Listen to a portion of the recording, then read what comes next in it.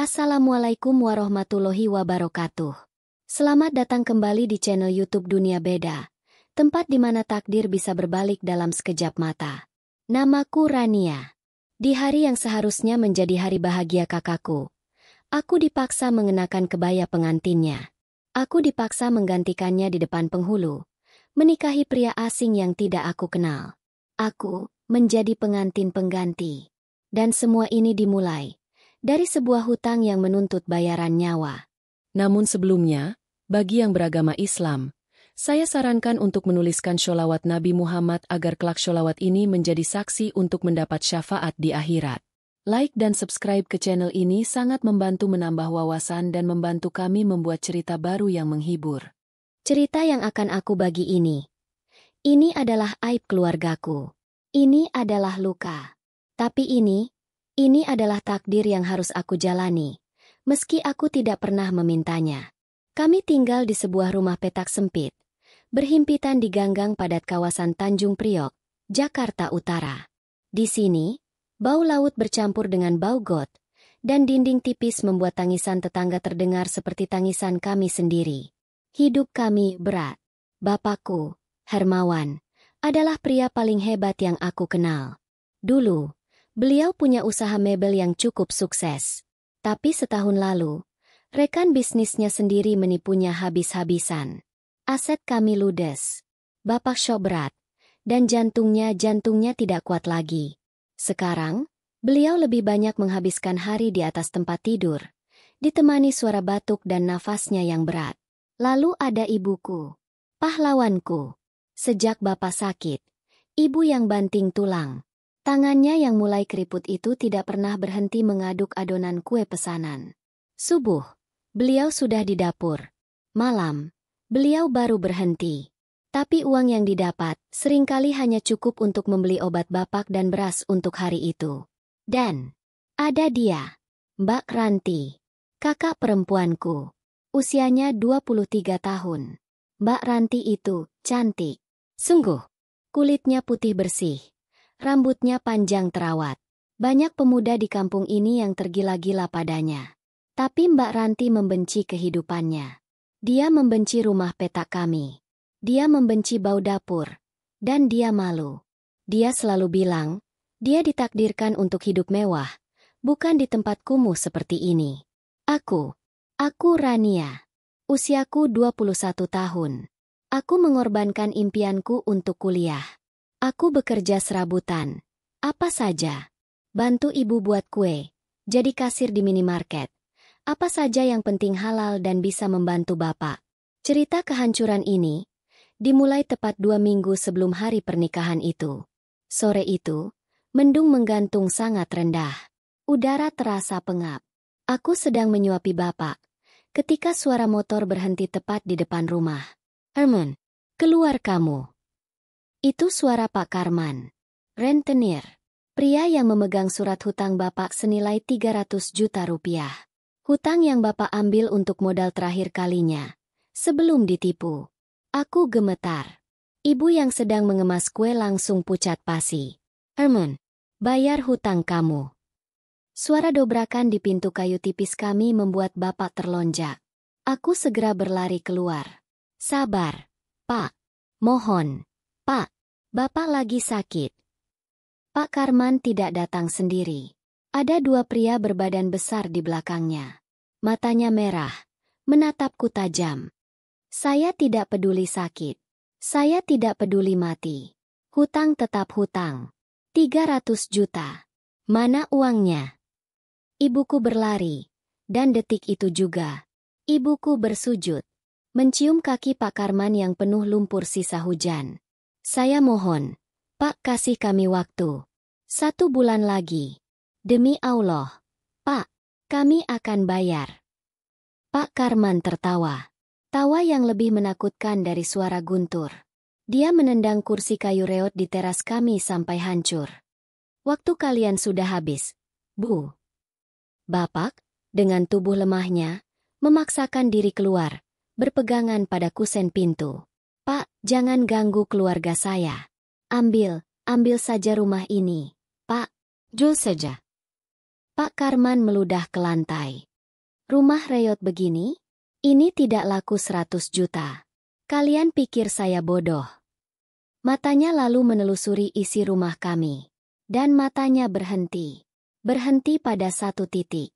Di balik gorden kamar yang sedikit terbuka, Mbak Ranti mengintip dengan wajah ketakutan.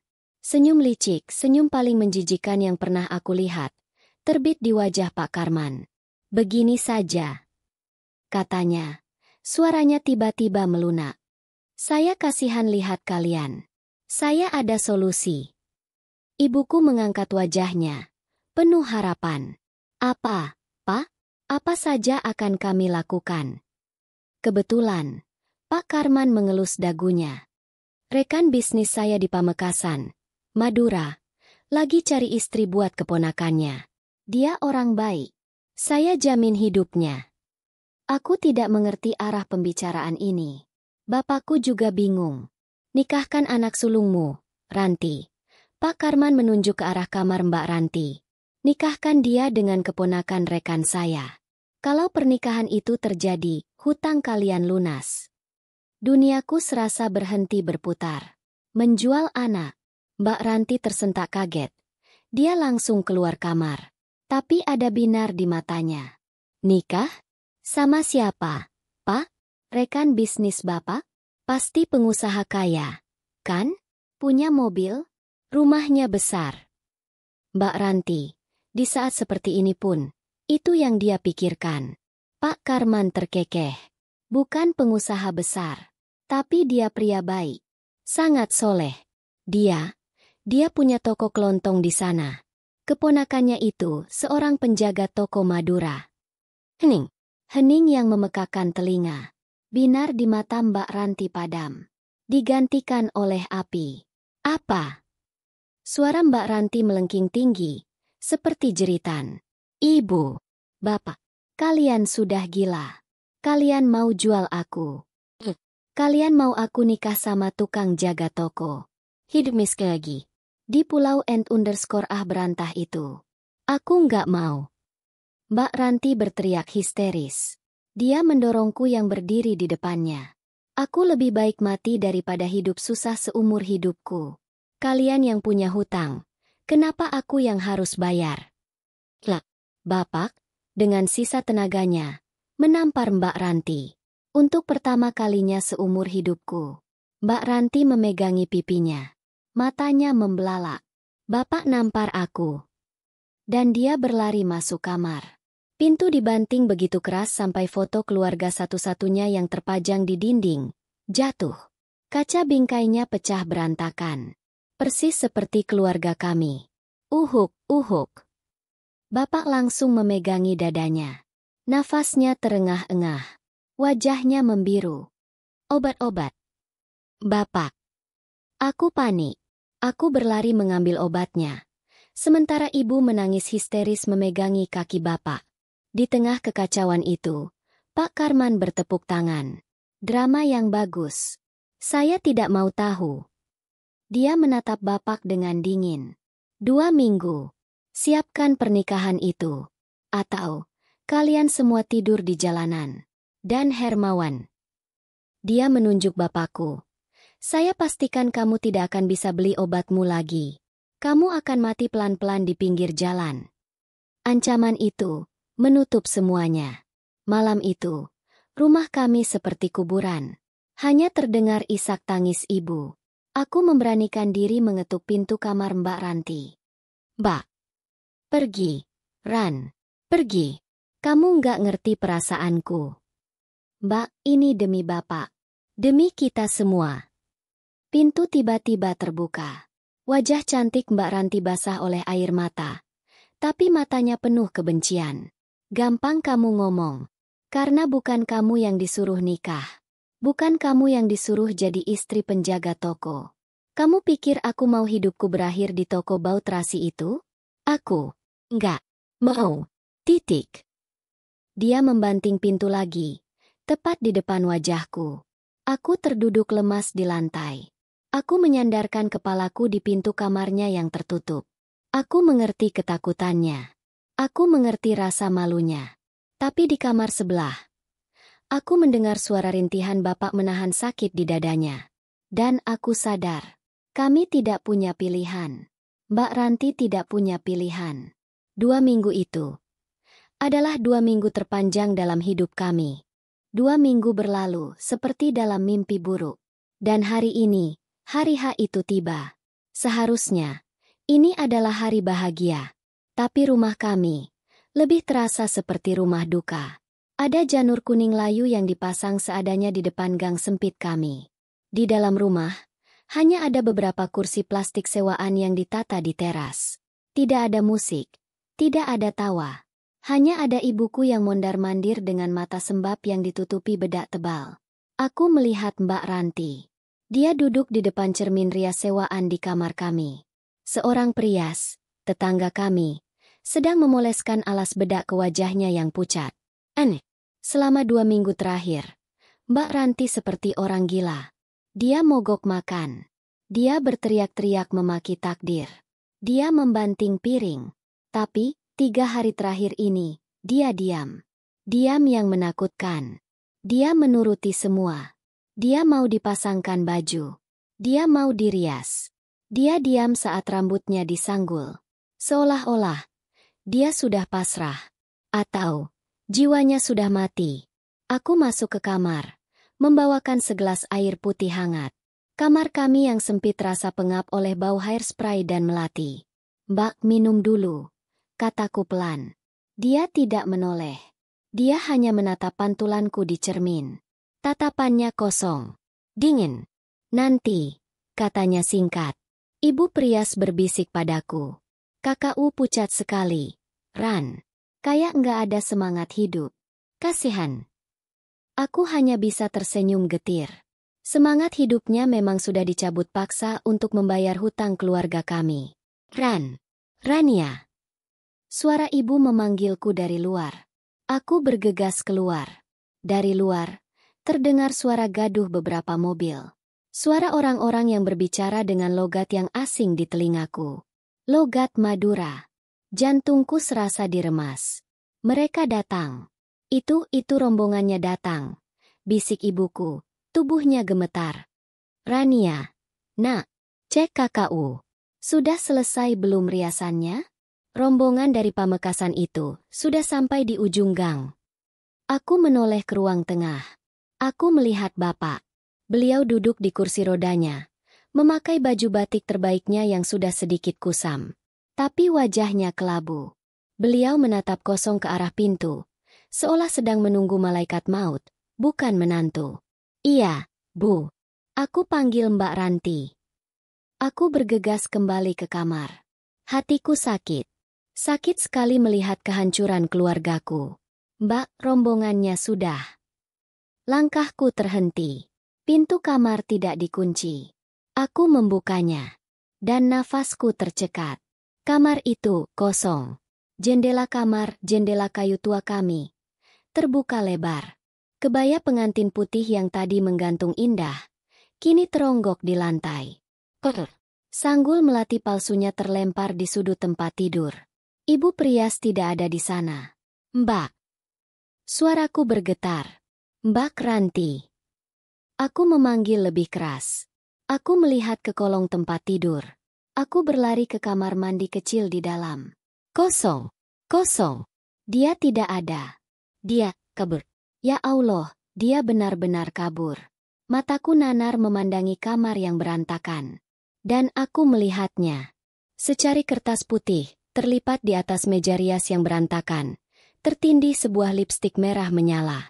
Dengan tangan gemetar, aku membukanya. Itu tulisan tangan Mbak Ranti. Maaf, Bu, Pak. Ranti nggak bisa. Air mataku mulai menggenang. Ranti nggak sanggup hidup miskin.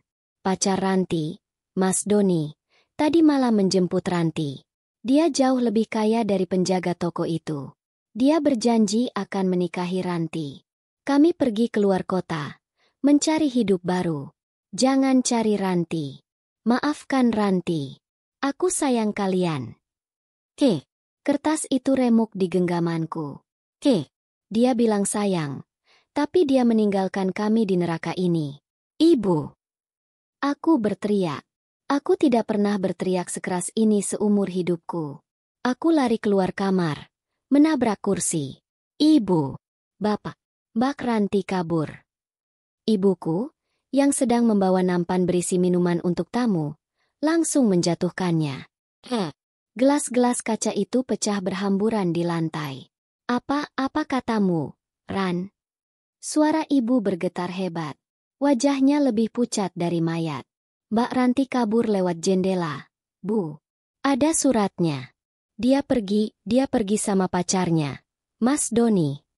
Bro, ibuku pingsan. Tubuhnya rubuh menimpa pecahan kaca di lantai. Ibu.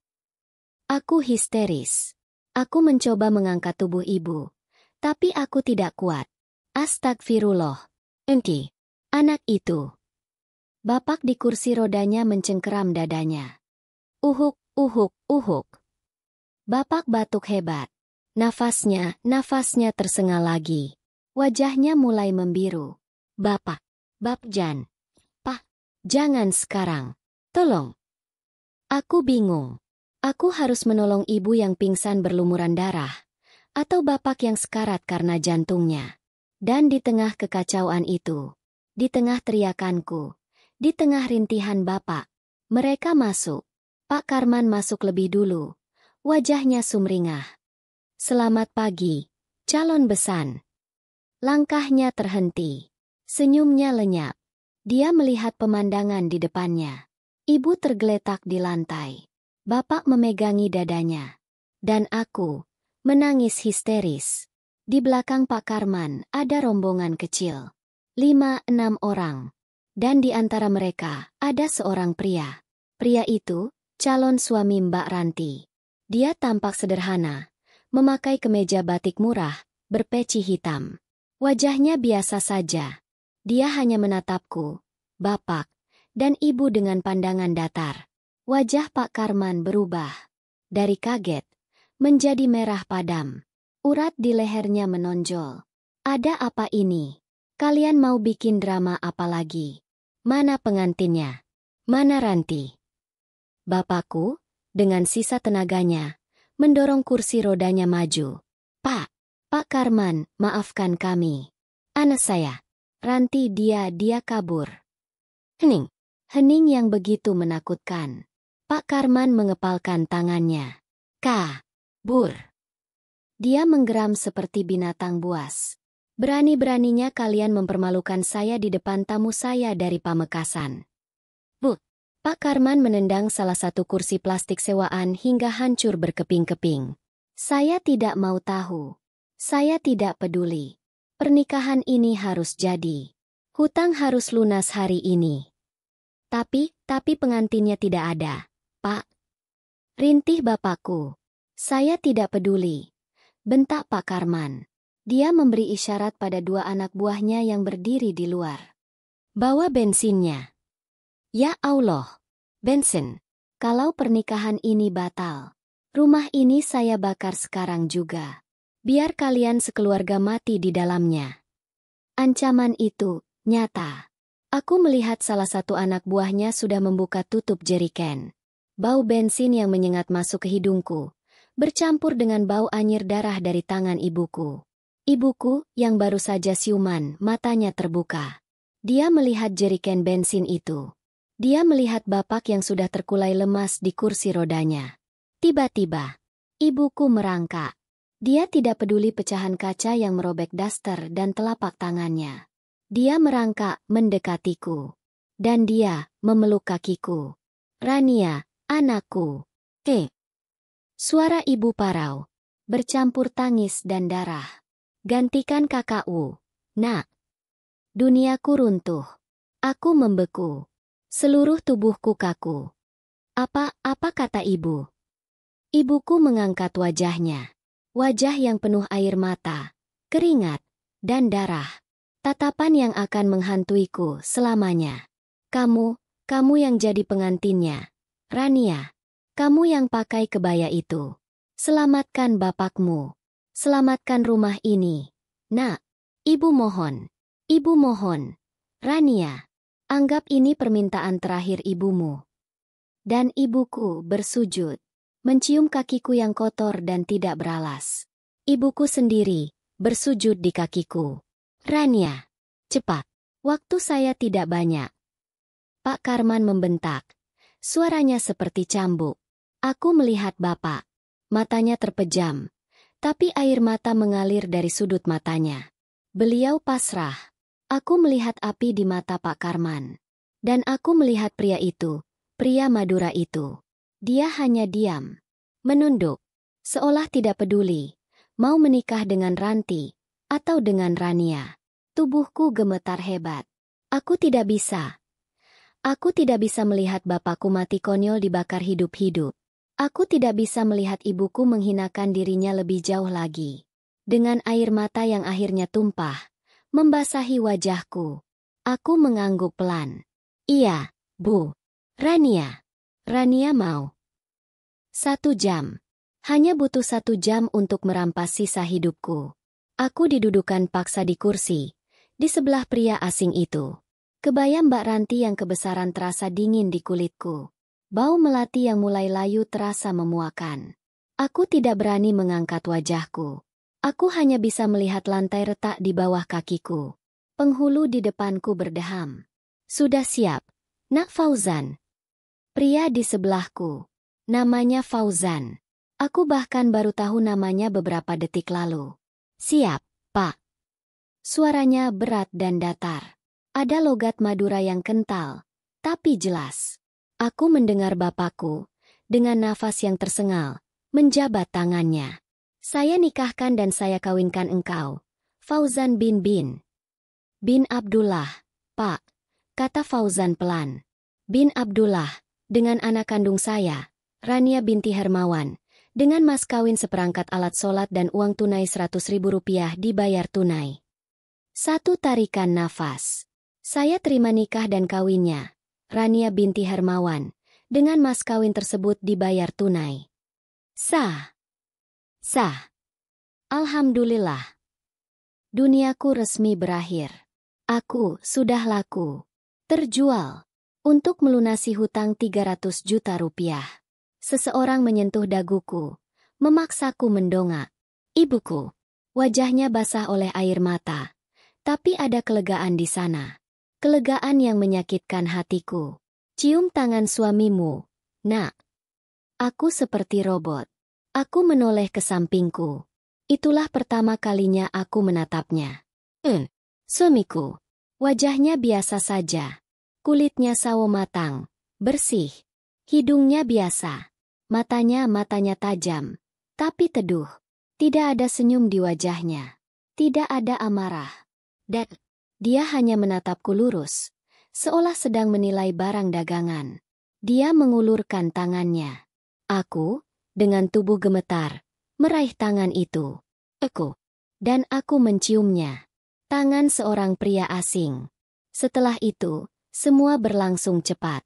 Tidak ada pesta. Tidak ada foto-fofo. Pak Karman tertawa puas, menepuk bahu Fauzan, dan merobek surat hutang Bapak di depan mata kami. Lunas. Hermawan. Lunas. Bapak menangis terseduh-seduh di kursi rodanya. Ibu memelukku erat. Maafkan Ibu. Rania. Maafkan Ibu. Aku tidak bisa menjawab. Lidahku keluh. 1 jam kemudian, sebuah mobil minibus sewaan sudah menunggu di depan gang. Ayo, Rania. Kita berangkat. Perjalanan jauh. Itu suara Fauzan. Suamiku. Aku mengambil tas ranselku. Hanya itu yang aku bawa. Beberapa helai baju lamaku. Tidak ada lagi yang tersisa. Aku memeluk Bapak untuk terakhir kalinya. Beliau menangis tanpa suara. Hati-hati, Nak. Jaga diri. Maafkan Bapak. Bapak gagal. Bapak jaga kesehatannya. Hanya itu yang bisa aku ucapkan. Tenggorokanku sakit. Perjalanan dari Tanjung Priok ke Pamekasan, Madura, aku lalui seperti mayat hidup. Kami naik bus, menyeberang selat dengan kapal feri di malam hari, lalu naik bus lagi. Selama perjalanan, Fauzan tidak banyak bicara. Dia hanya bertanya seperlunya. Mau makan? Aku menggeleng. Mau ke toilet? Aku menggeleng. Dia lalu membelikanku sebotol air mineral dan sebungkus roti isi coklat. Makan. Nanti kamu sakit. Dia duduk di sebelahku, tapi memberi jarak. Tidak ada sentuhan. Tidak ada obrolan. Dia lebih banyak menatap keluar jendela, atau membaca buku kecil yang sepertinya buku doa. Kami tiba di Pamekasan keesokan harinya. Saat matahari sudah tinggi, udaranya panas menyengat. Berbeda dengan Jakarta. Minibus itu berhenti di depan sebuah ruko. Ruko 2 lantai yang catnya sudah sedikit kusam. Di depannya ada terpal besar. Dan sebuah papan nama yang mencolok. Toko Kelontong Madura. Cemberji. Buka 24 jam. Di depannya, tumpukan karung beras, galon air, dan tabung gas LPG berjejer rapi. Inikah rumah baruku? Ayo turun. Fauzan membawakan ranselku. Aku mengikutinya dari belakang, seperti seekor domba yang pasrah dibawa ke penjagalan. Assalamualaikum. Fauzan membuka pintu toko. Waalaikumsalam. Bos Fauzan sudah pulang. Sapa seorang pria muda yang sedang menimbang telur. Bos, aku bingung. Iya, Mat. Ini Rania, istri saya. Pria bernama Mat itu menatapku. Senyumnya ramah, tapi matanya penuh selidik. Oh, ini Mbak Rania. Selamat datang, Mbak. Aku hanya mengangguk kaku. Ayo, Ran. Rumah kita di belakang. Fauzan membawaku melewati lorong sempit di samping tumpukan mie instan. Bau toko ini sangat khas. Campuran bau terasi, kopi, kapur barus, dan sabun cuci. Dia membuka sebuah pintu di bagian paling belakang. Dan hatiku mencelos. Itu bukan rumah. Itu sebuah kamar petak. Sangat sempit. Mungkin hanya 3 kali 4 meter. Hanya ada satu kasur kapuk tipis di lantai, satu lemari plastik, dan satu kipas angin kecil yang sudah berkarat. Di sudutnya ada kamar mandi kecil yang jongkok. Ini kamar kita, kata Fauzan datar. Dia meletakkan ranselku di lantai. Kamu istirahat dulu. Rapikan barang-barangmu. Saya mau kerja di depan. Dia menatapku sejenak. Maaf, rumahnya ya begini. Seadanya. Aku hanya diam. Air mataku sudah kering. Fauzan lalu mengambil bantal dan beberapa helai sarung dari lemari plastik itu. Kamu tidur di kasur. Saya tidur di depan. Katanya sambil menunjuk sebuah tikar pandan yang tergulung di dekat pintu toko. Di depan laci kasir. Dia tidak menyentuhku. Dia bahkan tidak tidur satu atap penuh denganku. Dia sopan. Tapi dingin. Sedin_gin S. Dia lalu meninggalkanku sendirian. Aku bisa mendengar suaranya di depan. Melayani pembeli. Berasnya yang mana, Bu? Oh, telurnya habis. Aku terduduk di kasur kapuk yang keras itu. Inikah hidupku sekarang? Hari-hari berlalu seperti neraka yang lambat. Aku bukan lagi Rania. Aku adalah istri penjaga toko. Jam 3 subuh. Aku sudah bangun. Bukan karena aku mau, tapi karena suara Fauzan yang mengaji di ruang depan tokonya. Dia sholat tahajud, lalu sholat subuh. Setelah itu, dia tidak tidur lagi. Dia langsung menata barang, mengangkat karung beras, memindahkan galon. Dia pria yang sangat pekerja keras. Aku harus akui itu. Tokonya selalu ramai. Dan aku harus membantunya. Rania, tolong timbangkan gula ini, 0,5 kilo. Rania, itu ada yang beli bensin eceran. Rania, sapu lantainya. Pel. Dia tidak pernah membentak. Perintahnya selalu datar. Tapi itu terasa lebih menyakitkan. Aku seperti pembantu. Bukan istri. Para tetangga. Ibu-ibu yang berbelanja. Mereka adalah siksaan terburukku. Mereka akan berbisik-bisik, tapi cukup keras untuk aku dengar. SSTT itu loh, pengantinnya Bos Fauzan. Loh, katanya yang dinikahi yang kakaknya? Yang cantik itu. Iya, tapi kabur. Jadi adiknya yang diambil. Kasihannya. Cantik-cantik, masih muda. Kok mau sama penjaga toko? Bukan mau. Tapi dipaksa. Bayar hutang, katanya. Astagfirullah, zaman sekarang masih ada ya kayak gitu. Aku hanya bisa menunduk. Menahan air mata. Aku meremas ujung dasterku. Aku benci. Aku benci mereka. Aku benci Mbak Ranti. Aku benci takdir ini. Setiap malam, aku menangis. Aku menangis dalam diam di atas kasur kapuk yang bau apek ini. Aku memeluk lututku. Di luar kamar, aku bisa mendengar suara Fauzan yang sedang menghitung uang receh di laci kasir, ditemani suara jangkrik dan radio jadulnya. Dia tidak pernah bertanya, kenapa aku menangis. Dia tidak pernah mencoba menghiburku. Dia memberiku nafkah. Dia memberiku makan. Dia tidak pernah kasar. Tapi dia mengabaikanku. Aku hidup, tapi aku merasa mati. Aku ada, tapi aku tidak dianggap ada. Suatu sore, aku sedang menata botol sirup di rak. Tanganku gemetar karena belum makan siang. Satu botol tergelincir dari tanganku.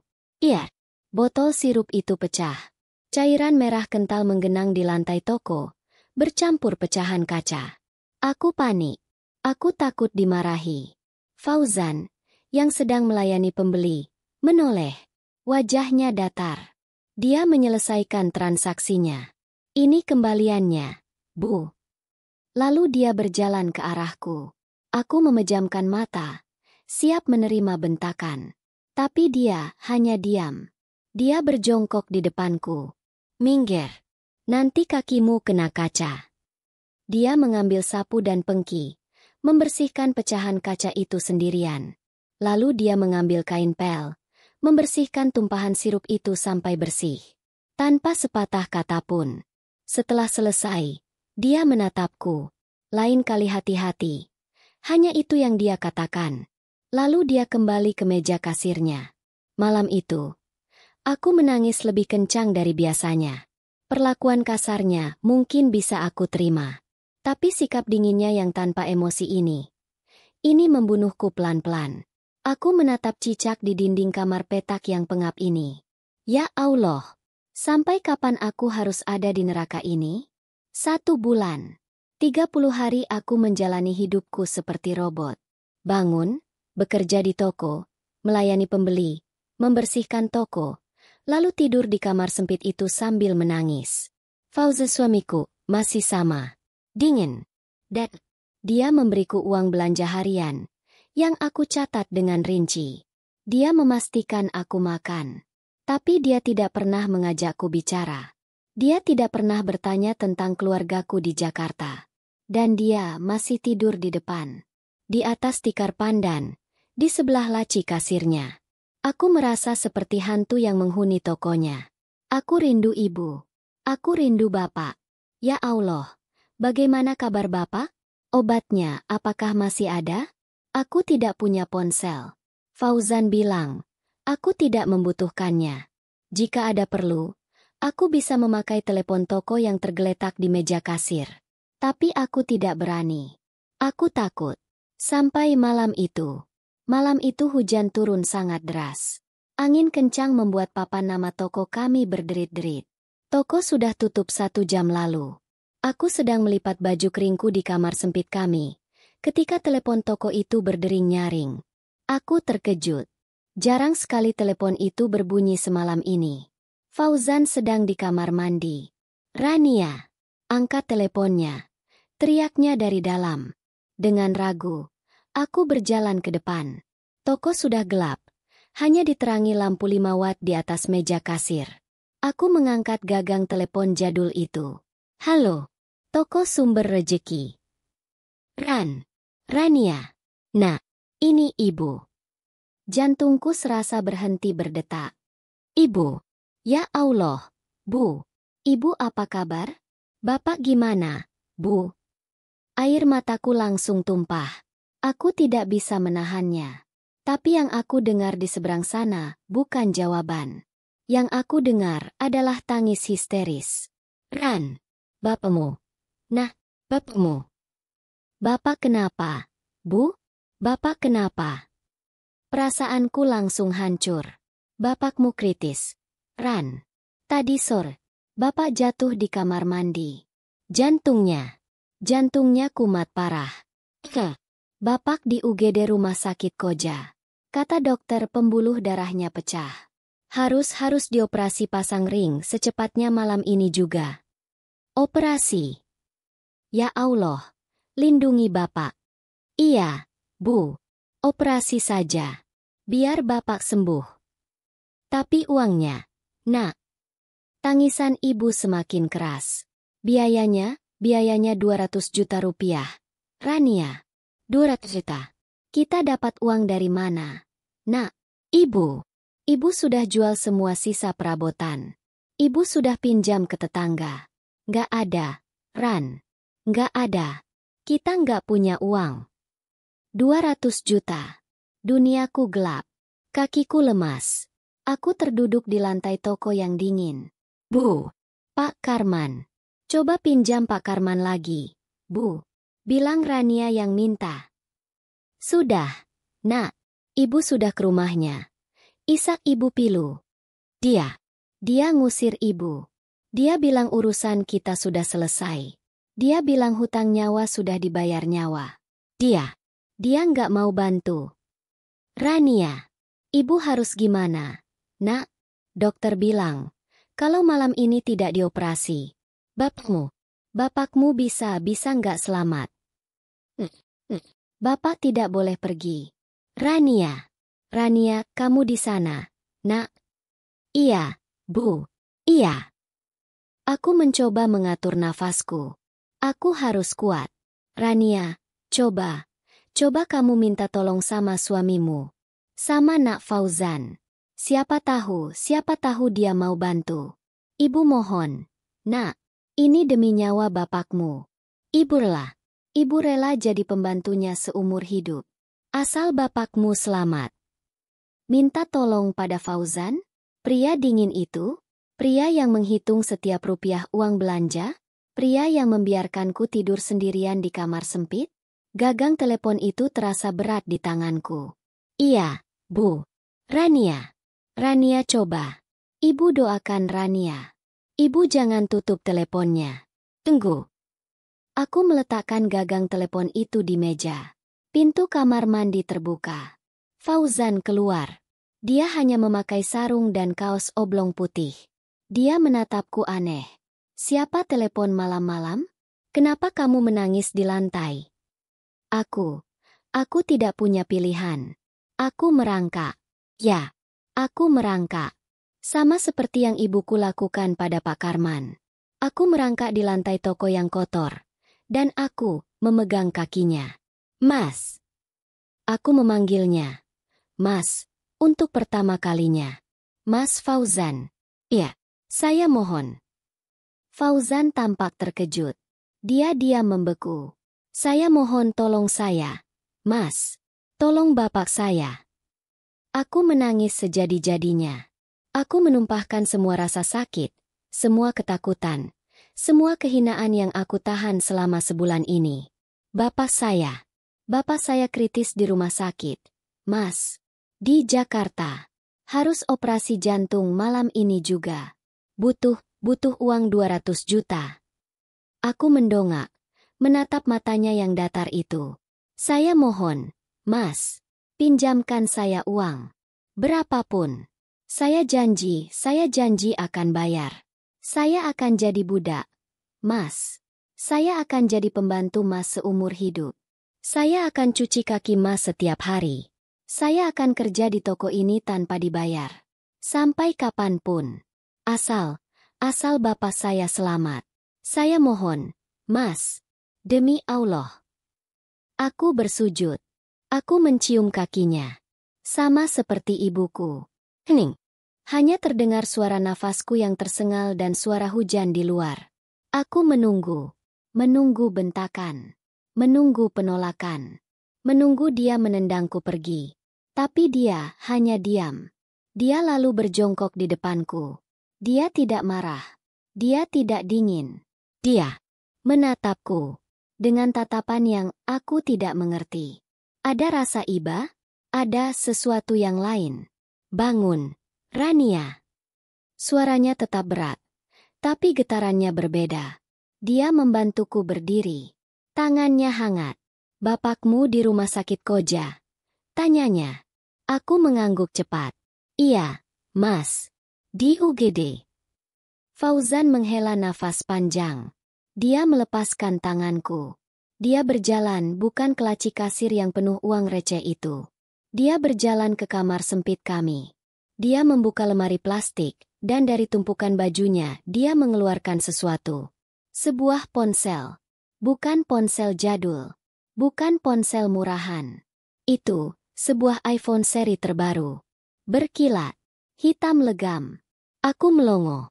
Sejak kapan dia punya ponsel semahal itu? Dia membuka kunci ponsel itu dengan sidik jarinya. Jarinya menari cepat di layar. Dia menelepon seseorang.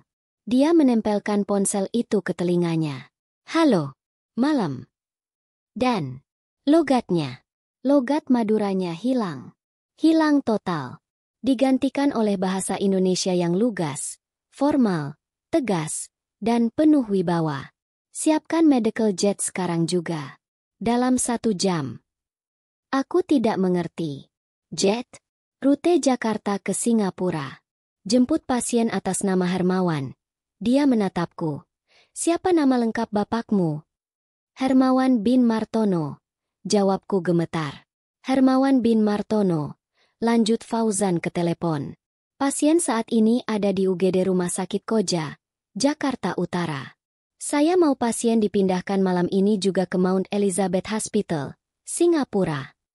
Singapura? Rumah sakit Mount Elizabeth? Itu rumah sakit termahal yang pernah aku dengar. Hubungi tim dokter jantung terbaik saya di sana. Pastikan mereka standby saat pesawat mendarat. Saya tidak mau ada kegagalan sedikit pun. Biaya. Masukkan semua ketagihan pribadi saya. Mengerti? Dia diam sejenak, mendengarkan jawaban. Bagus. Laksanakan. Dia menutup teleponnya. Aku masih tidak bisa bergerak. Aku pikir aku sedang bermimpi. Mas, tadi Mas telepon siapa? Suaraku bergetar hebat. Mas bercanda, kan? Jet? Singapura. Fauzan menatapku. Wajahnya masih datar. Tapi matanya tidak lagi dingin. Bapakmu akan baik-baik saja. Tapi uangnya? 200 juta itu. Jangan pikirkan itu. Sebelum aku sempat bertanya lagi.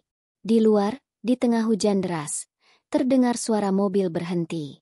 Mobil yang sangat senyap. Lampu depannya yang sangat terang menyorot ke dalam toko kami yang remang-remang. Fauzan berjalan tenang ke pintu depan, membuka rolling door toko sedikit. Dan aku melihatnya. Sebuah mobil. Alphard hitam. Model terbaru. Mengkilap. Berhenti tepat di depan tumpukan tabung gas LPG kami. Seorang pria, berjas hitam rapi.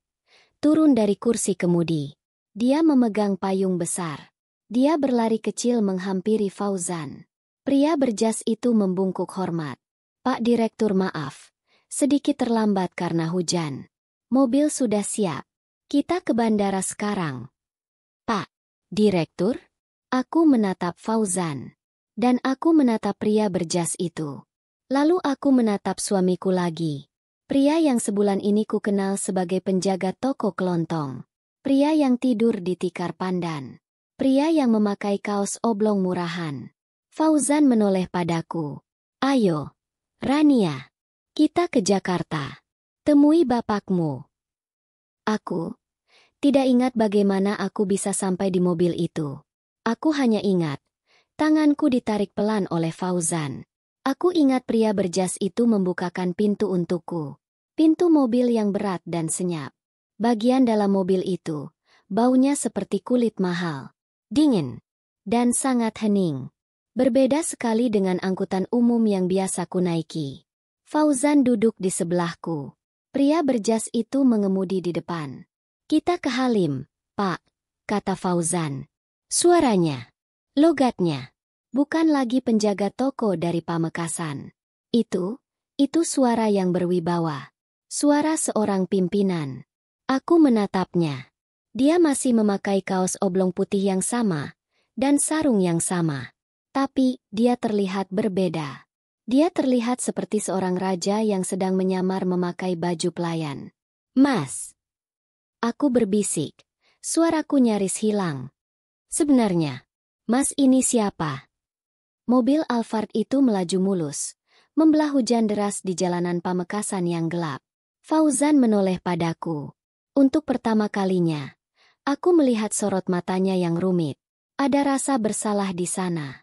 "Rania," katanya pelan. "Maafkan saya. Maafkan saya sudah membohongimu." "Bohong?" "Nama saya memang Fauzan. Fauzan Abdullah. Tapi saya bukan penjaga toko." Hatiku berdebar sangat kencang. Lalu Mas siapa?" "Pak Karman bilang." "Pak Karman adalah manajer area di perusahaan saya. Dan dia manajer yang korup," kata Fauzan dingin. "Dia yang kamu sebut rekan bisnis bapakmu itu? Dia menipu rekan bisnis bapakmu. Dia juga yang memeras toko-toko kelontong kecil di bawah saya.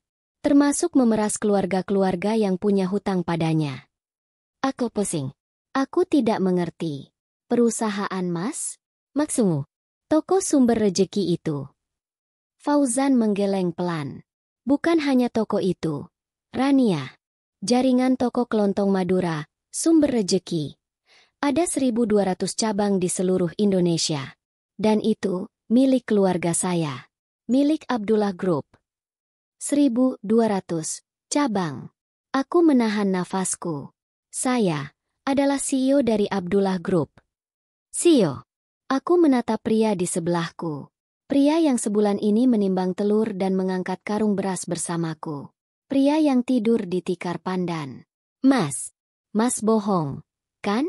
Ini tidak mungkin. Ini pasti mimpi." Fauzan merogoh sakunya. Bukan iPhone-nya. Dia mengeluarkan dompet. Dompet kulit yang tampak biasa. Dia mengeluarkan sebuah kartu.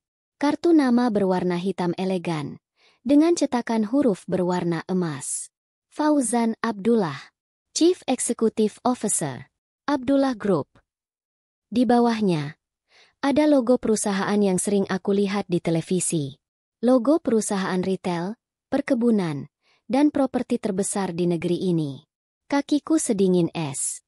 Tapi kenapa? Suaraku bergetar hebat. Kenapa Mas menyamar? Kenapa Mas tinggal di kamar petak bau terasi itu? Kenapa menikahiku? Mobil kami berhenti. Kami sudah di bandara. Tapi ini bukan bandara umum. Ini landasan pacu pribadi. Di depan kami, sebuah pesawat jet kecil berwarna putih bersih sudah menunggu. Lampunya berkelip di tengah hujan. Pria berjas tadi membukakan pintu. "Silakan, Pak Direktur. Pesawat sudah siap." Fauzan membantuku turun. Dia memegang lenganku erat. Karena aku berjalan limbung. Kami menaiki tangga pesawat itu. Pramugari yang sangat cantik menyambut kami dengan senyum. Bagian dalam pesawat itu. Ya Allah, ini seperti istana terbang.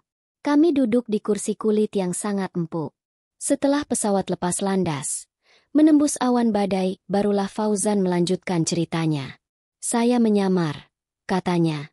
Kini menatap lurus ke mataku. "Sudah 6 bulan saya lakukan. Saya berpindah dari satu toko ke toko lain. Saya ingin melihat sendiri siapa yang jujur, dan siapa yang tikus di perusahaan saya. Pak Karman adalah target utama saya. Dia terkenal licik. Dia yang mengatur hutang piutang. Dia yang menekan supplier. Saya butuh bukti kuat untuk menjebloskannya ke penjara." "Lalu pernikahan ini?" tanyaku. Fauzan menghela nafas. "Ini sepertinya bagian yang paling sulit. Itu bagian dari rencana penyamaran saya. Saya bilang pada Pak Karman, saya ini keponakannya yang baru datang dari kampung. Saya bilang, saya butuh istri. Istri yang sederhana. Yang mau diajak hidup susah. Saya mau menguji dia, sekaligus saya penasaran. Apa masih ada wanita tulus di dunia ini? Saya pikir dia akan mencarikan saya gadis desa yang lugu. Saya tidak menyangka dia akan menggunakan hutang keluargamu. Dia akan menjual seorang anak. Matanya melembut. Saya tidak tahu kalau bapakmu ditipu. Saya tidak tahu kalau kalian dipaksa. Yang saya tahu, di hari H, pengantin perempuan bernama Ranti akan datang. Saya sudah siap dengan skenario saya. Tapi yang datang bukan Ranti. Lanjutnya, yang datang kamu. Dengan mata bengkak. Dengan kebaya kebesaran. Dengan tatapan kosong penuh luka. Aku menunduk. Mengingat hari itu, masih sangat sakit. Saya bingung, Rania. Saya hampir membatalkan semuanya. Tapi saya melihat Pak Karman. Saya melihat bagaimana dia mengancam keluargamu.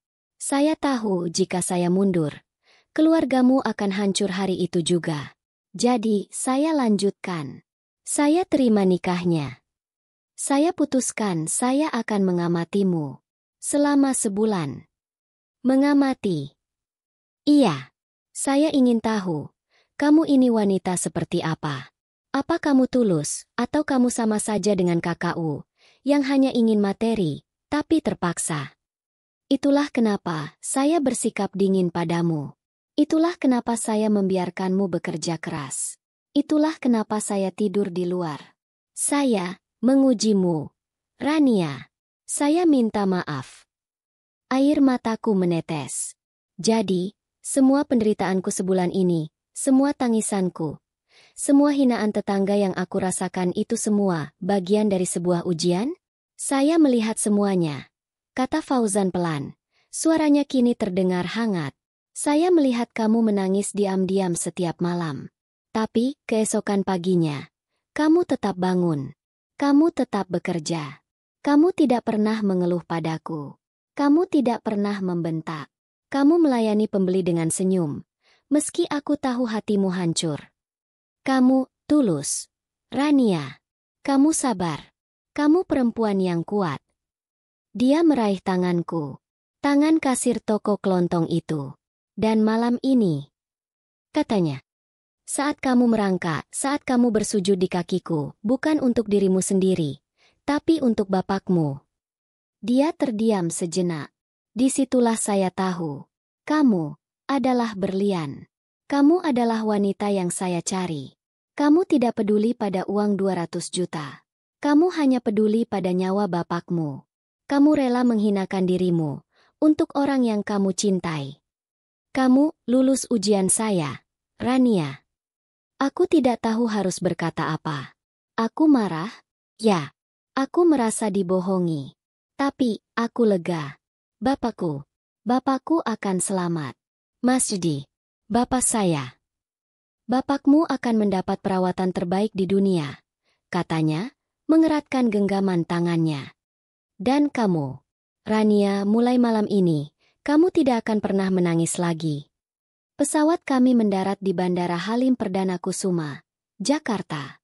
Di sana, sebuah ambulans modern, bukan itu lebih mirip rumah sakit berjalan, sudah menunggu di samping landasan pacu. Tim medis bergegas memindahkan bapakku, yang terbaring lemah dengan banyak selang, dari ambulans rumah sakit Koja ke ambulans jet itu. Aku berlari. Bapak. Aku melihat ibu. Dia terduduk di kursi tunggu, kurus, kuyu, dan tampak linglung. Ibu. Rania. Rania itu siapa? Nah? Tiba-tiba ada dokter banyak sekali. Bapakmu mau dibawa kemana? Aku memeluk ibuku erat. Bapak mau berobat, Bu. Bapak mau ke Singapura. Bapak akan sembuh. Singapura? Nak kita nggak punya uang. Aku menggeleng. Air mataku tumpah lagi. Tapi kali ini air mata kelegaan. Aku menoleh ke belakang. Fauzan sedang berbicara serius dengan tim dokter. Dia memberikan instruksi. Dia memegang kendali. Dan aku melihatnya. Di seberang ruang tunggu UGD yang kacau itu. Pak Karman. Dia ada di sana. Berdiri kaku. Wajahnya pucat pasi. Dia tidak melihatku. Dia menatap Fauzan. Menatap pria yang dia kenal sebagai penjaga toko miskin yang kini sedang memerintahkan tim dokter dari rumah sakit internasional. Matanya dipenuhi kengerian. Ruang UGD rumah sakit Koja yang riuh. Terasa hening seketika. Aku berdiri mematung, memeluk ibuku yang gemetar. Mataku terkunci pada dua pria di seberang ruangan. Fauzan suamiku, yang kini aku tahu adalah seorang CEO. Dia berdiri tegak. Wajahnya dingin dan penuh wibawa. Kaos oblong dan sarungnya terlihat sangat kontras dengan aura kekuasaan yang tiba-tiba memancar darinya. Dan di depannya, Pak Karman, pria yang 2 minggu lalu menendang kursiku. Pria yang mengancam akan membakar rumahku. Wajah Pak Karman. Aku tidak akan pernah melupakan ekspresi itu seumur hidupku. Putih. Seputih kapas. Matanya melotot. Bergerak panik dari Fauzan, ke tim medis berjaket internasional, ke ambulans jet yang lampunya berkedip di luar jendela. Pak, izin. Suaranya bergetar hebat. Dia mencoba tersenyum, tapi yang keluar adalah ringisan ketakutan. Bapak sedang apa di sini? Ini Bapak nyamar lagi? Haha, Bapak ini ada-ada saja. Dia mencoba bercanda. Tapi keringat dingin membanjiri pelipisnya. Fauzan menatapnya. Tanpa ekspresi. Nyamar, kata Fauzan. Suaranya datar. Tapi menggema di seluruh ruangan UGD. Saya tidak sedang nyamar. Karman. Saya sedang mengurus mertua saya. Pak Karman tertawa gugup. Mertua? Maksud Bapak? Pak Hermawan? Loh, bukannya Bapak menikah sama-sama? Matanya beralih padaku. Disitulah dia sadar. Jadi, Rania, istri Bapak. Ya, kata Fauzan singkat. Pak Karman mundur selangkah. Kakinya menabrak tiang infus. Dia hampir jatuh. Karman, panggil Fauzan lagi. Kamu tahu apa pekerjaan saya? Tahu, Pak Direktur. CEO Abdullah Group. Jawab Pak Karman. Suaranya seperti tercekik. Bagus, kata Fauzan. Kamu tahu berapa kerugian perusahaan akibat korupsi yang kamu lakukan di area Pamekasan? Pak, saya bisa jelaskan. Pak, itu semua salah paham. Salah paham. Fauzan maju selangkah. Pak Karman mundur selangkah. Kamu pikir saya bodoh? Kamu pikir saya tidak tahu kamu memeras supplier? Kamu pikir saya tidak tahu kamu menaikkan harga sewa toko secara ilegal? Kamu pikir saya tidak tahu? Kamu menjalankan praktik rentenir menggunakan nama perusahaan. Tidak, Pak. Ya, saya difitnah. Fitnah. Suara Fauzan meninggi. Kamu memaksa keluarga ini. Dia menunjuk bapakku yang sedang didorong ke ambulans. Untuk menjual anak mereka. Untuk melunasi hutang yang kamu markup bunganya. Itu fitnah. Bapak saya sekarat. Pak, kamu hampir membakarnya hidup-hidup. Itu fitnah. Teriakku. Aku sudah tidak tahan lagi. Air mataku tumpah karena amarah. Pak Karman menatapku ngeri. Kamu. Fauzan menunjuk wajah Pak Karman dengan jarinya.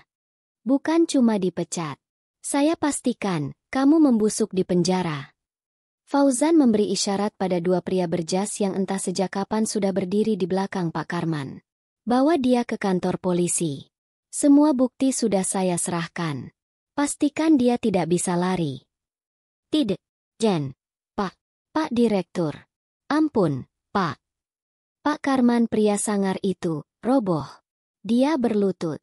Dia mencoba memegang kaki Fauzan. Ampun, Pak Fauzan. Ya. Saya punya anak istri. Jangan penjarakan saya, Pak. Fauzan menatapnya dengan jijik. Saat kamu mengancam akan membakar keluarga ini. Apa kamu ingat anak istrimu? Bawa pergi. Kedua pria berjas itu menyeret Pak Karman yang meraung-raung minta ampun. Suaranya memenuhi lorong rumah sakit. Sebelum akhirnya hilang. Aku lemas. Keadilan itu terasa begitu cepat. Fauzan menghampiriku dan ibu. Wajahnya kembali melembut. Ayo, Bu. Kita temani Rania. Kita antar Bapak ke Singapura. Ibuku menatap Fauzan dengan pandangan takjub dan penuh rasa terima kasih yang tak terhingga. Nak, Nafun, Ibu. Ibu nggak tahu harus bilang apa. Fauzan tersenyum. Senyuman tulus pertama yang aku lihat. Panggil saya Fauzan saja, Bu. Saya menantu Ibu. 1 bulan. 1 bulan telah berlalu sejak malam penuh drama itu. Dan hidupku berbalik 180 derajat. Bapakku, alhamdulillah, operasinya di Singapura berjalan lancar. Beliau kini sedang dalam masa pemulihan di sana. Fauzan menyewa apartemen terbaik di sebelah rumah sakit, agar ibu bisa menemani bapak setiap saat. Aku kembali ke Jakarta. Tapi bukan ke rumah petak di Tanjung Priok. Fauzan membawaku ke sebuah rumah. Rumahnya di kawasan Menteng, Jakarta Pusat. Sebuah rumah besar yang teduh, dikelilingi taman yang asri. Aku merasa seperti dalam dongeng. Fauzan tidak lagi dingin. Dia sangat lembut. Dia memperlakukanku seperti seorang ratu. Dia mengajariku banyak hal. Dia memintaku berhenti memanggilnya Mas, dan memintaku memanggil namanya Fauzan. Kataku malu-malu, dan dia akan tersenyum. Hari ini, aku sedang berada di rumah lama kami di Tanjung Priok. Fauzan bersikeras merenovasi total rumah ini. Dia bilang, ini adalah kenangan bagi bapak dan ibu, jadi harus dibuat layak. Aku sedang mengawasi para tukang. Ketika seseorang mengetuk pagar seng yang baru, aku berjalan membukanya. Dan jantungku berhenti berdetak. Di depanku berdiri seorang wanita. Rambutnya kusam dan acak-acakan. Wajahnya yang dulu putih bersih, kini kotor dan penuh bekas tangisan. Baju yang dipakainya lusuh dan sedikit robek di bagian lengan. Dia tampak seperti gelandangan. Tapi aku kenal mata itu. Mbak Ranti. Wanita itu mengangkat wajahnya. Matanya yang sembab membelalak menatapku. Rania. Dia. Itu benar-benar Mbak Ranti. Mbak Rania. Dia langsung roboh ke kakiku. Memeluk kakiku erat. Dan dia menangis. Menangis histeris. Seperti orang gila. Rania, maafkan Mbak. Maafkan Mbak. Mbak kenapa jadi begini? Mas Doni mana? Aku membantunya berdiri. Aku memapahnya masuk ke teras rumah yang sedang direnovasi. Dia menggeleng hebat. Tangisnya semakin menjadi. Dia penipu. Dia penipu. Mbak Ranti menceritakan semuanya. Ternyata, Mas Doni, pacar yang dia banggakan itu, hanya seorang sopir dari bos kaya. Mobil yang dipakainya, mobil curian. Dia membawa kabur Mbak Ranti ke sebuah kota kecil di Jawa Barat. Dia menjanjikan pernikahan. Tapi, dia mengambil semua sisa perhiasan ibu yang dicuri Mbak Ranti. Dia mengambil uang simpanan Mbak Ranti. Dan dia ninggalin Mbak Dia ninggalin Mbak di pom bensin. Begitu saja. Mbak nggak punya uang. Mbak harus jadi pengemis buat bisa pulang ke Jakarta. Aku terdiam. Nasi sudah menjadi bubur. Karma telah menamparnya begitu keras. Sudah, Mbak. Yang penting Mbak selamat. Aku memeluknya.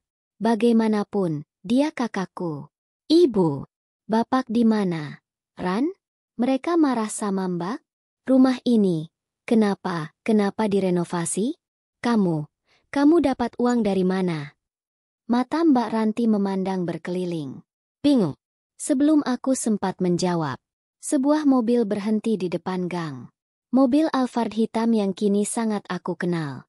Pintu mobil terbuka. Fauzasunku turun. Hari ini dia terlihat sangat tampan. Dia memakai kemeja polo mahal dan celana bahan. Dia tersenyum ke arahku. Mbak Ranti, yang duduk di sebelahku, membeku. Dia menatap Fauzan. Matanya menyipit. Itu bukannya dia.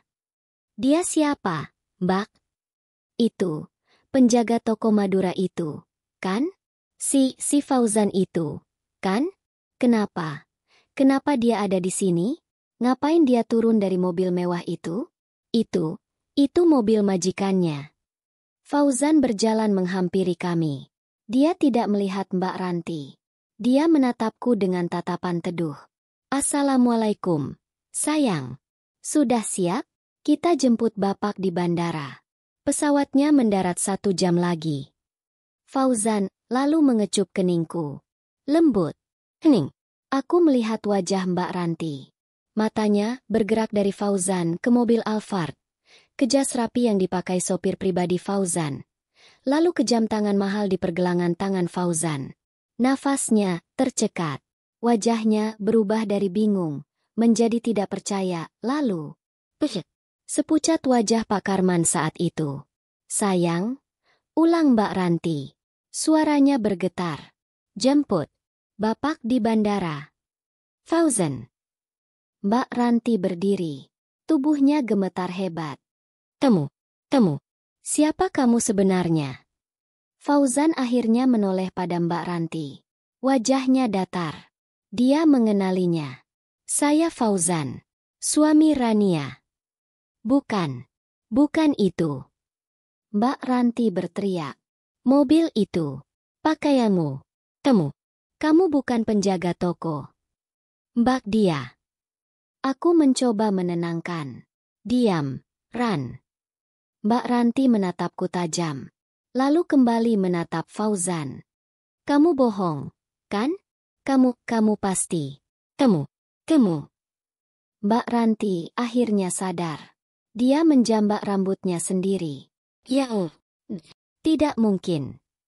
Dia histeris. Dia tiba-tiba berlari ke arahku. Dia mendorongku. Ini salah. Ini semua salah. Dia berbalik ke arah Fauzan. Itu suamiku. Harusnya itu aku. Kamu itu harusnya jadi suamiku. Dia menangis. Rania curang. Kamu curang. Ran. Kamu tahu dia kaya. Kan? Kamu merebut dia dari aku. Dia mencoba menyerangku. Tapi Fauzan dengan cepat menahannya. Cukup, Ranti. Suara Fauzan dingin. Lepaskan aku. Kembalikan suamiku. Itu harta kekayaanku. Itu hidup mewahku. Bukan punya dia. Bukan punya pengantin pengganti seperti dia. Hatiku sakit. Bukan karena teriakannya. Tapi karena rasa kasihan. Aku berjalan mendekatinya. Aku menatap matanya yang penuh kegilaan itu. Mbak. Kataku pelan. Tapi tegas. Mbak salah. Mbak kabur dari seorang pria yang Mbak pikir miskin. Mbak kabur dari seorang penjaga toko. Aku menyentuh dadaku. Dan aku dipaksa. Tapi aku ikhlas. Aku ikhlas menerima seorang pria yang aku pikir hanya seorang penjaga toko. Aku menoleh pada Fauzan, dan dia tersenyum padaku. Mbak tidak meninggalkan dia. Kataku kembali menatap Ranti. Mbak meninggalkan takdirmu sendiri. Mbak menukar berlian dengan sebuah batu koral. Dia suamiku. Mbak, bukan karena siapa dia. Bukan karena hartanya. Tapi karena dia memuliakanku di saat aku sedang terhina. Mbak Ranti lemas. Terduduk di tanah yang berdebu. Dia menatapku. Lalu menatap Fauzan, lalu menatap mobil mewah itu. Dan dia menangis. Menangisi kebodohannya. Menangisi kesombongannya. Karma telah terbayar lunas. 6 bulan. 6 bulan telah berlalu sejak hari di mana Mbak Ranti meraung-raung di depan rumah kami yang sedang direnovasi. 6 bulan sejak Karma menampakkan wajahnya dengan begitu jelas. Hidupku kini adalah sesuatu yang bahkan tidak berani aku impikan. Aku tidak lagi tinggal di kamar petak bau terasi di Pamekasan. Aku juga tidak lagi tinggal di rumah sempit Tanjung Priok. Aku, Rania, kini tinggal di sebuah istana. Begitulah aku menyebut rumah suamiku di Menteng. Rumah besar peninggalan kakeknya, yang teduh, asri, dan damai. Setiap pagi, Aku tidak lagi terbangun oleh suara teriakan rentenir. Aku terbangun oleh suara adzan subuh dari musola pribadi di rumah kami, di mana Fauzan sudah menungguku untuk menjadi imam. Dia, suamiku, adalah pria terbaik yang pernah aku kenal. Dia tidak pernah memanjakanku dengan kemewahan yang buta. Tapi dia memuliakanku. Dia mengajariku. Dia membimbingku. Dia memintaku untuk melanjutkan kuliahku yang tertunda. "Kamu wanita cerdas, Rania," katanya suatu malam, sambil membantuku mengerjakan tugas kuliah bisnisku. "Ilmumu akan menjadi pelengkap hatimu yang tulus." Dia tidak lagi dingin.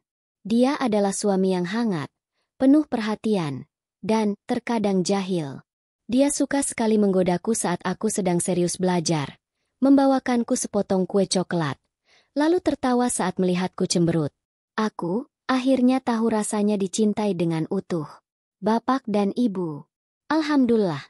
Bapak sehat total. Jantungnya pulih. Wajahnya kembali segar. Dan tawa renyahnya yang dulu hilang, kini kembali terdengar di rumah kami. Fauzan merenovasi total rumah kami di Tanjung Priok, menjadikannya rumah yang besar dan nyaman.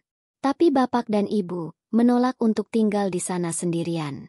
Ibu dan Bapak ingin dekat dengan kalian.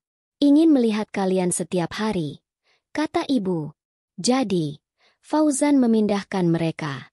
Mereka tinggal di paviliun taman yang luas, di dalam kompleks rumah kami di Menteng. Setiap hari, aku bisa memeluk Ibu.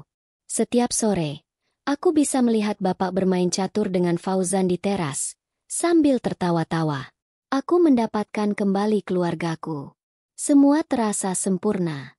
Tapi, ada satu hal yang masih mengganjal hatiku. Mbak Ranti. Setelah kejadian histeris hari itu, Mbak Ranti menghilang lagi.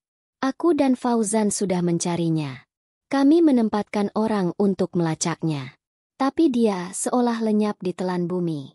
Aku takut. Aku takut dia nekat melakukan hal bodoh.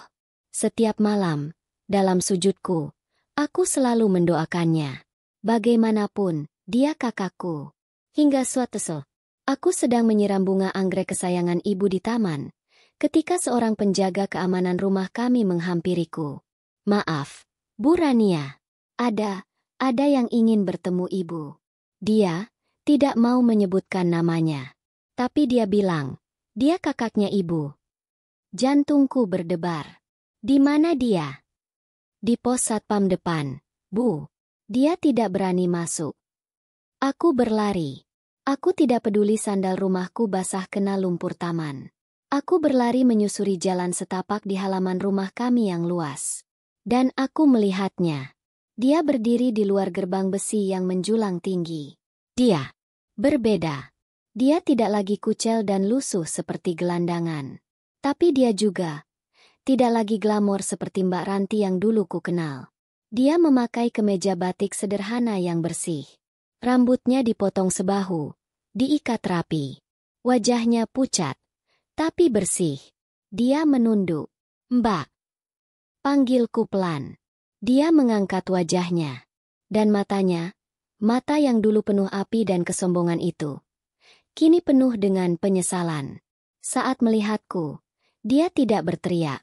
Dia tidak histeris. Dia hanya menangis. Diam. Air matanya mengalir deras di pipinya. Aku membuka gerbang kecil di samping. Aku menghampirinya. "Mbak, dari mana saja?" "Rania." Suaranya parau.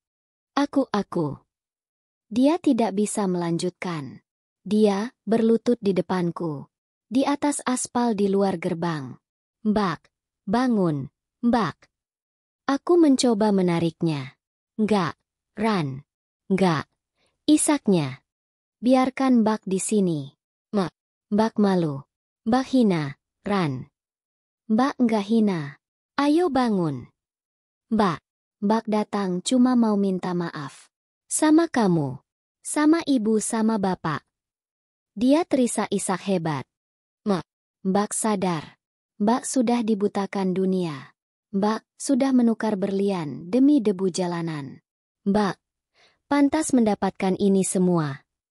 Aku sekarang kerja, Ran. katanya di sela tangisnya. Aku, jadi pelayan di rumah makan Padang di Bekasi. Aku belajar hidup jujur. Aku menabung ini. Dia merogoh sakunya, mengeluarkan amplop coklat yang lecek. Ini, ada 500.000. Gaji pertama Mbak. Mbak, mau kembalikan ke Ibu. Dulu Mbak pernah nyuri uang Ibu sebelum Mbak kabur. Air mataku tumpah. Ya Allah, ini, kakakku. Aku menariknya paksa. Aku memeluknya erat. Mbak, jangan begini. Ayo masuk. Ibu sama Bapak kangen. Aku memapahnya masuk. Reuni itu terjadi di teras paviliun. Ibu mematung, lalu menangis, memeluk anak sulungnya yang hilang. Bapak tidak berkata apa-apa. Beliau hanya mengusap kepala Mbak Ranti. Sudah pulang kamu, Nak? Syukurlah. Malam itu, untuk pertama kalinya setelah bertahun-tahun, kami makan malam bersama. Mbak Ranti menceritakan, setelah hari itu, dia hampir bunuh diri. Tapi saat melihat seorang pemulung membagi rotinya dengan anaknya di pinggir jalan, dia sadar. Dia memutuskan untuk berjuang. Dia melamar kerja dan memulai hidupnya dari nol. Mbak nggak akan minta apa-apa, Ran. Mbak juga nggak akan tinggal di sini.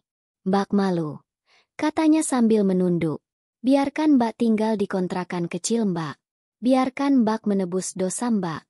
Yang penting kalian mau maafkan Mbak. Fauzan, yang sedari tadi diam, akhirnya angkat bicara. Kamu boleh tinggal di sini, Ranti, katanya tenang. Mbak Ranti menggeleng cepat. Enggak, Pak Mas Panggil Fauzan saja, katanya. Kamu kakak ipar saya.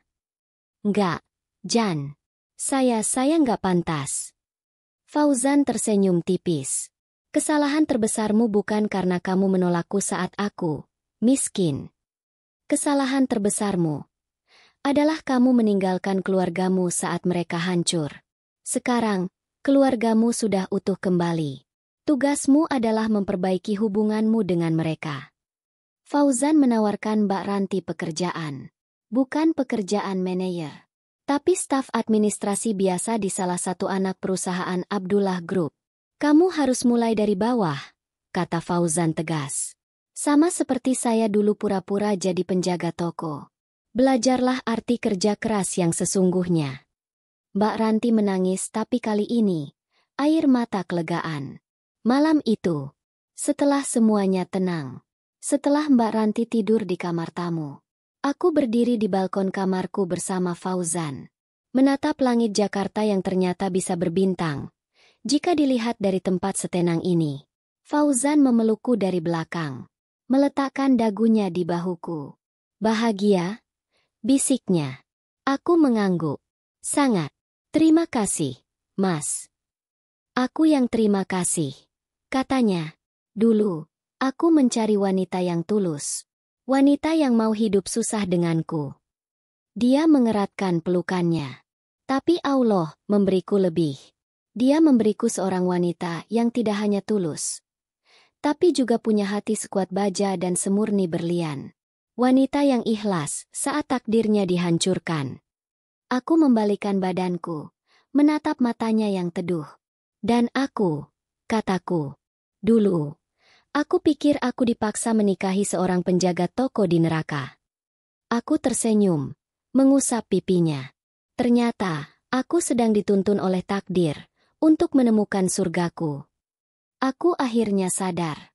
Tuhan seringkali menyembunyikan berlian di balik lumpur yang paling pekat. Dia memberikan ujian yang paling berat hanya kepada hambanya yang paling kuat. Kesabaranku, keikhlasanku dalam menerima takdir sebagai pengantin pengganti ternyata adalah kunci. Kunci untuk membuka pintu takdir agung yang tidak pernah aku bayangkan. Hidupku, yang dulu penuh air mata, kini penuh dengan rasa syukur. Alhamdulillah.